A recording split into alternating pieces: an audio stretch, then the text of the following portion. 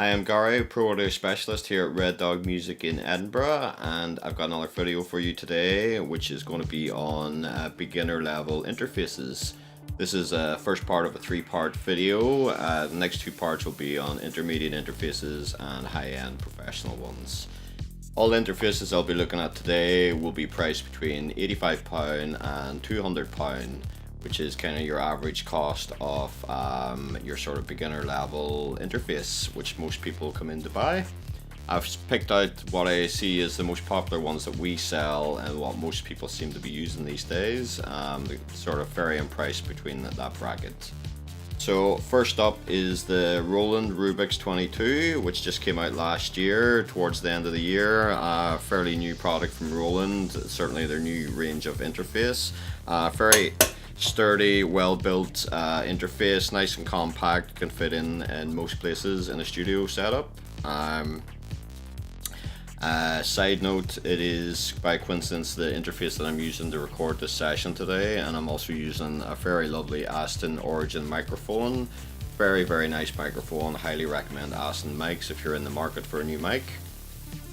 So back to the interfaces. What I like about this interface, first off, is it has physical MIDI in and out on it, which not all the interfaces do. The only other one I think is the Presonus that has physical MIDI in and out. Obviously that's very good if you're using external drum machines, synths, or any other sort of gear that you want to clock along with your DAW. So very useful to have that on there. So on the front we've got two combi inputs, your XLR 1/4 inch input, with low noise level preamps. It also has a high impedance input for your guitar or anything that has a high level impedance. It also has a nice big chunky volume knob on the top and your headphone out right beside there with a knob for your volume. On the back it also has a switch for testing your mono mix, which is very useful. Again, not something that every interface at this level offers, but something very useful to have. If you're going to be playing in a club which might have a mono system, or if you're going to be playing on the radio which still uses mono, then it's very useful to be able to double check your mono mix is working. So it is also bus powered off USB. You got your balanced outputs, 1/4 inch jack, and that's pretty much it. Very nice, sturdy, well-made interface. This one is £119 retail, so very affordable and nicely priced interface. Next up I have the Presonus Audio Box 96. Very affordable interface. It's the cheapest one on the table, coming in at £85 retail. I think Presonus make very nice gear. They always make their gear very affordable and very easy to access. If you're just getting into music production, you need an interface, but you're not too sure how crazy you are about doing it and you don't want to spend a lot of money, then this is the one for you. It's a very low price to come in at on an interface. Like I mentioned before, this one also has physical MIDI in and out, which is really useful in the studio. You've got your balanced 1/4 inch output and your headphone output on the back. On the front you got your two combi inputs and you got your preamps for them, as well as you've got your input and playback control there, and your volume for your headphones and your master volume. It also has 48 volts for phantom power, as all the interfaces do, for your condenser mic. One other thing I'd like to mention about Presonus is that if you're just starting out, you don't have a lot of money to spend, and you're buying one of their interfaces, and maybe you're buying a microphone or you have to buy some headphones. Presonus do music software, a really nice free version of their Studio One software. They pretty much give you almost the full software for free, minus all the sort of audio packs that you get with it. What's really good about that is it's really good recording software, and it gives you access to professional software without having to pay anything, which is really important to tell whether you're going to be into it or not. And if you feel like you want to move up a grade on it, then you can obviously buy their packs and upgrade and all that through your account with them. So very affordable interface, nicely built, and a good starter one. So next up is the Focusrite Solo. I could also have the 2i2 as part of this setup, but I thought I'd just use the Solo as it's a nicely priced interface. The 2i2 is also nicely priced, but this one comes in under £100. So this one's priced at £94, which is a reasonable price for what you get with this. One thing I've noticed about Focusrite interfaces is that 9 times out of 10, when someone walks in off the street looking to buy their first interface, Focusrite is the one that they've heard of. I'm not sure if that's down to Focusrite having really good marketing, if it's the lovely red color or what it is, but they always seem to know what the Focusrite is. So hats off to Focusrite on great marketing there. You're doing a good job. This is a really good one to start with. You've got a XLR input and a 1/4 inch jack input, which also has line or instrument switch on it, depending on what sort of instrument you're using. You got your 48 volts for your condenser mic, and you've got your 2 preamps for both. It also has direct monitoring switch and your headphone output there, and a nice big fat volume knob. On the back, this one is the only one in the list today that has unbalanced outputs, RCA. This is not necessarily the best connection to use, but it can certainly fit in pretty well to a beginner sort of setup. This is probably more geared towards DJ producer sort of setups. If you're a DJ and you're just getting into music production, this will easily fit through your DJ mixer and out through your speakers that way. Bus powered through USB, nice sturdy metal case on it, really well built, and a great interface to start with. It also comes with a load of really nice plugins, as well as Ableton Lite, which is really useful to get going if you're just getting into music production. So next up is the Audient ID4. I also have the ID14, which I'll show you just after this. There's not a massive difference between the two, but a significant one, and it changes the price quite a lot too.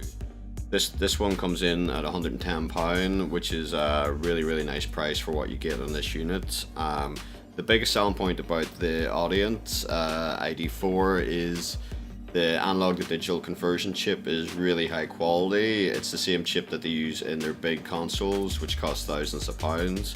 So this is a really nice, cheap, affordable entry into getting that sort of quality of conversion.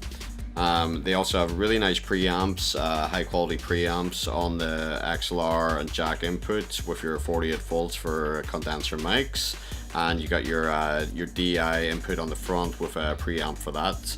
It also has mini jack and 1/4 inch jack headphone output, which is very useful, as well as 1/4 inch out balanced outputs, and it's bus powered off USB. Now let's look at the top of this. There's a couple of interesting things on here. There's a handy mute speaker button, which could be very handy if you're doing some recordings in the same room as you're monitoring. Also has the ID button, which you can change the function of the big knob, so that could be like your headphone volume and your master volume, and there's a few other things that you can do with too. You've got your input and your DAW knob there, so you can blend between the two to check your mix and your recording levels. This also comes with a bridge software which works between the interface and your DAW. Good thing about that is it gives you an extra level of control for your input signal, so that you can get the ultimate signal coming in at the DAW, get the best recording that way. It also has a gate and compressor included in that software, which again for vocal recording and stuff like that means you can get a nice even signal coming in. That's very useful. The Audient also comes with £500 worth of free plugins, which is great, an amazing thing to get with such a cheap interface. Obviously if you're a beginner, you don't have much music software on that, then that's a great way to get yourself some great plugins to get started with in the DAW. So that's the ID4. This is the ID14.